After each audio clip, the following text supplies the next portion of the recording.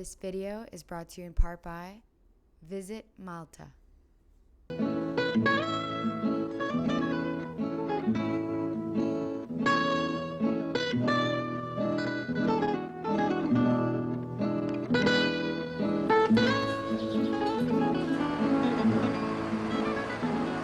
So we are still in Rabat, besides the catacombs and also St. Paul's Grotto.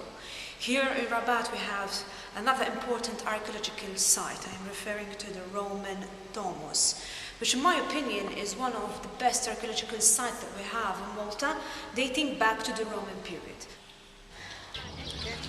Hello everybody, so we're here in the old capital of Malta called Mdina. It's been ruled by many different civilizations. Now Audrey, tell me more about that. So Mdina, as you said, was once the capital city of Malta. It's a very beautiful fortified city.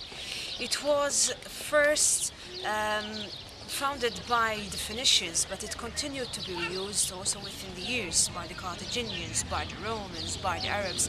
In fact, originally Mdina was a lot bigger in size, but when we were under the Arab rule, the Arabs decided to restrict the walls of Mdina.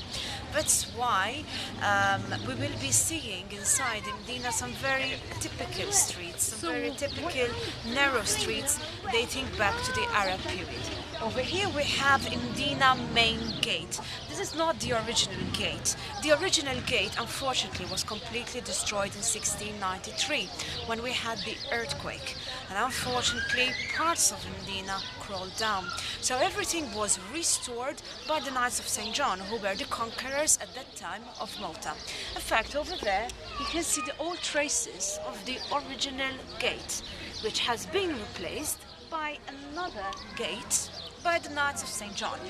In the central part of the main gate, you can see the coat of arms of Grandmaster Manuel de Valera, who was actually one of the most important Grandmasters who ruled here in Malta.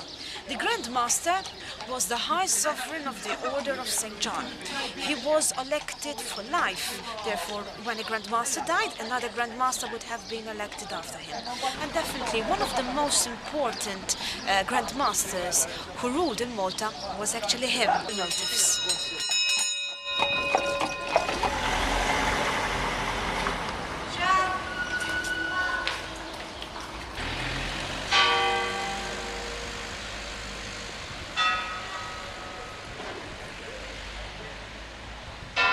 So we are at St. Paul's Square.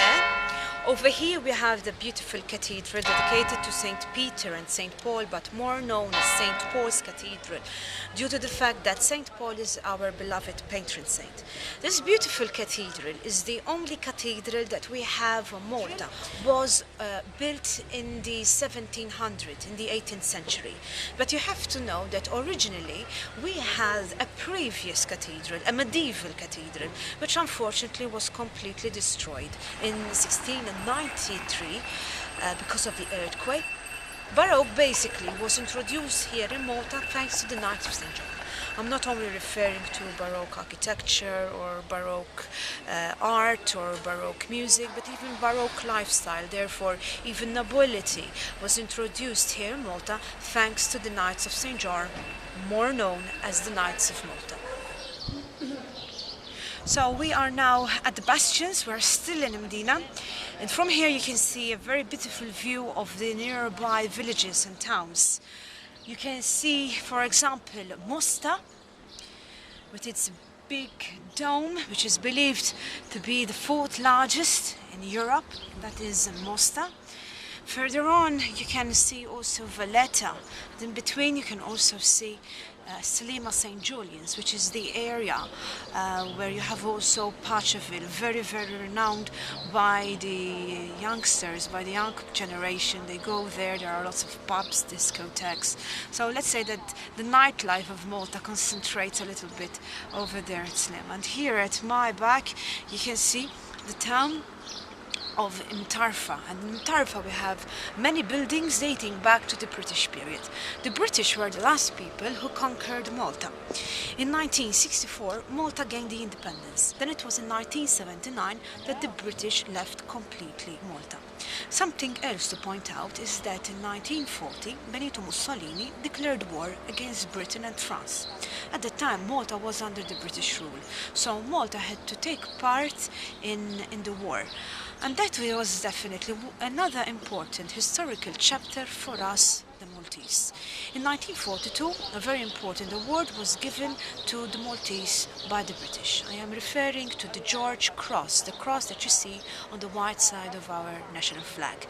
That was given to us for gallantry in 1942, since Malta was a very important British naval base, and because basically the British depended a lot on Malta and its strategical position, which is right in the middle of the Mediterranean Sea.